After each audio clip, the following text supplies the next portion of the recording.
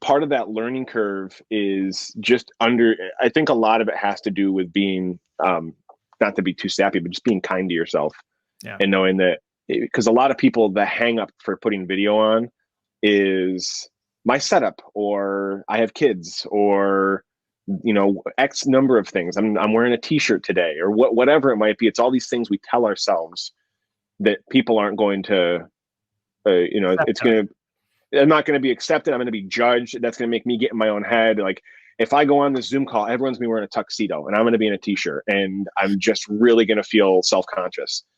And I think it's having that room, especially for yourself, of just knowing that you're still bringing yourself to the table, and we're all in this together. It's a very strange time, all collectively. I posted earlier that between the three of us, we have 10 kids. So there's a lot of children running around in our I collective have half of households. them, though, by the way. You do have half of them. Yeah. Well, I count as a kid though, so that's true. So we could according to more my than wife 10 anyway. children. And it's like, my wife called me earlier and was like, "You're going to be on this thing." She's like, I'll try to get the kids outside." And I'm like, "That's great if you can. And if you can't, assuming they're not right here screaming at me on camera," which even then, I mean, we did a session a couple weeks ago and a woman had her daughter on her lap. Yep. And like, we're not going to call that out. If anything, I was like, "That's cool." I had a call with a consultant yesterday that we work with, and his daughter was in the background. And it's like, that's fine. Like, this is the world we're in, and there has to be room for that to take place. There has to be vulnerability, because you're not going to accept other people doing that unless you're just open to doing it yourself and being like, if that's what's going on, that's what's going on. If it doesn't impede on what we're talking about, assuming that we're not talking about some top secret thing that no one's allowed to listen to, or whatever your kids can't listen to.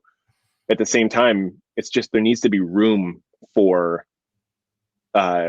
yourself. You need to make room for yourself to just be able to do it. And I'll stop there. No, well, and I think the thing that you're hitting on there that has just been my experience over the years is like, we in the position we're in, we set the tone for this, and we have to lead by example.